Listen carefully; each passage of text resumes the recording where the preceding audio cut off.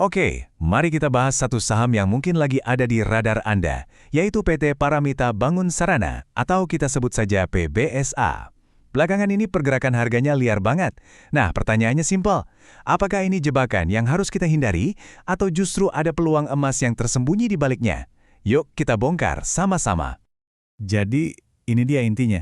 Ada saham yang tiba-tiba terbang lebih dari 700%, terus anjlok lagi. Apa yang harus kita pikirkan?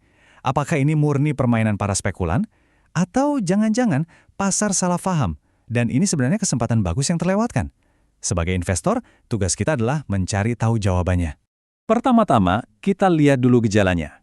Apa sih yang sebenarnya terjadi sama harga saham PBSA di awal tahun 2026 sampai bikin heboh begini? Percaya deh, perjalanannya bener-bener kayak roller coaster. Coba bayangin ya, dalam beberapa bulan aja, harga saham ini ditarik dari level terendah Rp340, terus melesat gila-gilaan sampai hampir 8 kali lipat ke 2.750. Tapi setelah itu, langsung terjun bebas sebelum akhirnya mulai tenang di kisaran 1000-an.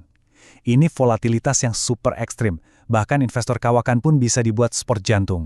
Tentu aja, pergerakan liar kayak gini langsung bikin regulator turun tangan. Bursa Efek Indonesia sampai perlu menyetop sementara perdagangannya, atau disuspensi, dan memasukkan saham ini ke papan pemantauan khusus.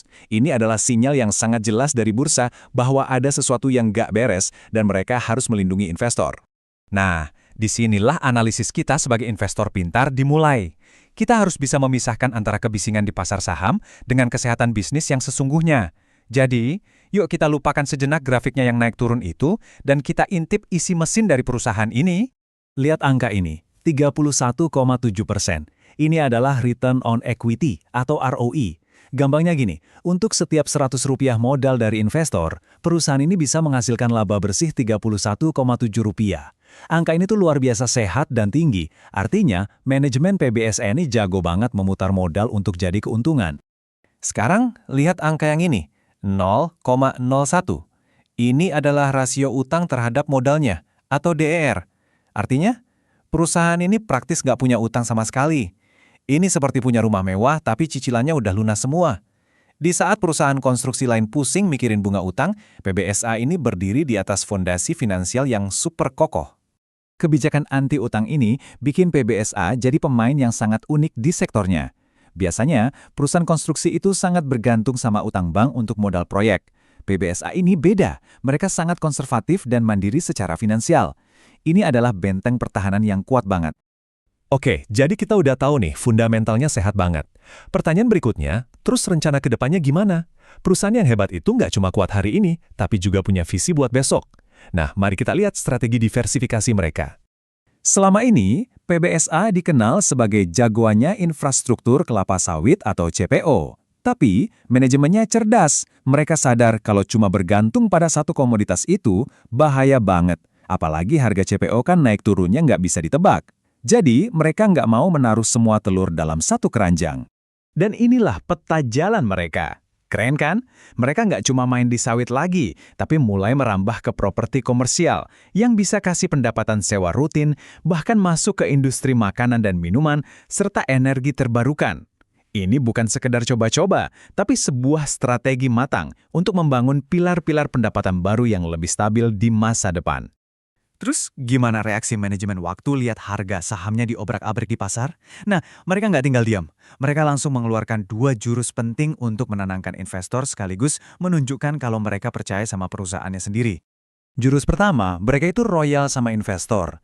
Dengan imbal hasil dividen atau dividen yield sekitar 5% setahun, ini jelas jauh lebih menarik daripada bunga deposito loh. Ini cara manajemen bilang terima kasih kepada para pemegang saham yang setia. Jurus kedua, dan ini yang paling kuat pesannya, adalah aksi buyback atau pembelian kembali saham.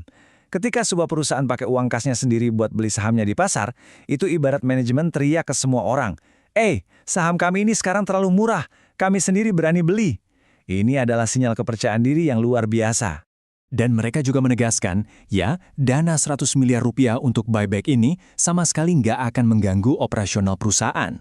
Ini menunjukkan betapa tebalnya kantong kas mereka. Pesan ini jelas, kami kuat dan kami percaya pada masa depan kami. Oke, jadi kesimpulannya sejauh ini, bisnisnya sehat banget, nyaris tanpa utang, dan manajemennya proaktif. Terus pertanyaannya, berapa sih harga wajar saham ini menurut para analis? Yuk, kita lihat prognosis mereka. Banyak analis memprediksi ada potensi harga sahamnya pulih kembali ke level 1.500 sampai 1.700. Logikanya gimana? Mereka percaya bahwa cepat atau lambat pasar akan kembali rasional dan melihat fundamentalnya yang solid itu. Pasar akan sadar kalau perusahaan ini sehat dan valuasinya saat ini mungkin terlalu murah. Jadi, kedepannya ada dua sisi mata uang yang perlu kita pantau. Sisi positifnya ada katalis dari program biofuel pemerintah dan juga proyek-proyek baru dari sektor non-sawit. Tapi di sisi lain ada resiko dari harga komoditas dunia dan likuiditas sahamnya yang kadang tipis, yang bisa bikin harganya gampang naik turun tajam. Pada akhirnya, semua kembali ke pertanyaan ini untuk Anda. Di satu sisi, ada bisnis yang fundamentalnya sangat kokoh. Di sisi lain, ada saham yang pergerakannya sangat liar. Apakah potensi keuntungannya sepadan dengan risiko yang harus Anda ambil? Semua analisis sudah ada di depan mata Anda. Sekarang, keputusannya ada di tangan Anda.